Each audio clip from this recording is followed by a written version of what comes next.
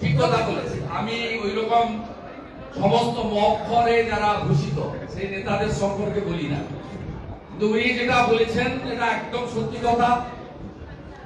অঞ্চল প্রেসিডেন্ট, অঞ্চল প্রধান, কাউন্সিলর, পৌর প্রধান থেকে উপর পর্যন্ত, উনি তো মন্ত্রীর কথা বলেছেন, ওনাকে নিশ্চয়ই কেউ বলেছে যে 10 কোটি, এবং উনি আজকে আইপ্যাক এর কথা বলেছেন। আমি আপনাকে চেক নম্বর বলে দিতে পারি।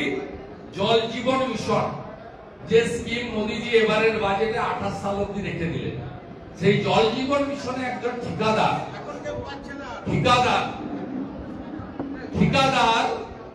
আইপ্যাক এর অ্যাকাউন্টে কাকদ্বীপ স্টেট ব্যাংকে থেকে 11 কোটি টাকা দিয়েছে 21 ভোটে। চেক নম্বর বলে দেবো, আমার কাছে ডকুমেন্ট আছে। দক্ষিণ 24 পরগনার কাকদ্বীপের এসবিআই, সেখানে এক ঠিকাদার আইপ্যাক এর অ্যাকাউন্টে 11 কোটি টাকা দিয়েছে। সব বিক্রি হয় এবং বিক্রির জন্য নিলাম হয়, অকশন হয়। আমাদের ভোরবেলা বাজারে আসবেন, মাছের দেখবেন এখানে আলু ব্যাপারীরাও রেট তোলে 600, 700, 700, 710, 720। এখানে তৃণমূলেও এইরকম আছে।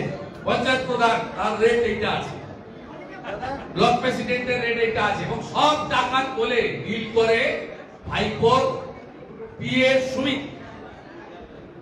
এবং কালেক্টররা অনেকে জেল খেটেছে এই জেলায়, শান্তনু, কুন্তল, এরা সব কালেক্টর। এখানে এই গোঘাটের মানুষ ছিল, এরা সব কালেক্টর। এরা এই নেগোসিয়েশন গুলো করে দিত আর টাকাটা তুলে ভাইপোর অফিসে পৌঁছে দিত। মমতা ব্যানার্জির প্রশ্রয় হয়েছে, উনি সরাসরি না করলেও কি হবে, তিনি প্রশ্রয় দিয়েছেন। এই জন্য 2020 সালে অবজারভারের পোস্ট তোলানো হয়েছে। এই জন্য 2016 সালে আমার ঘাড়ে বন্দুক রেখে বাঁকুড়া, পুরুলিয়া, ঝাড়গ্রাম জেতার পরে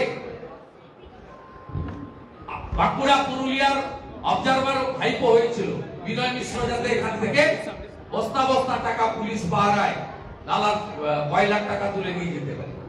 এই কাছেই বিষ্ণুপুরে শ্যাম মুখার্জি বড় নেতা ছিলেন, এমএলএ চেয়ারম্যান।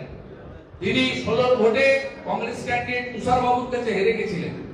তিনি আমাকে কাঁদতে কাঁদতে বলেছেন, আমি বিনয় মিশ্রকে 12 কোটি টাকা দিয়েছি 523 জনের চাকরির জন্য, একজনের চাকরি হয়নি, সেই ফ্যামিলিগুলো আমাকে হারিয়ে দিয়েছে। এটা ধ্রুব সত্য কথা।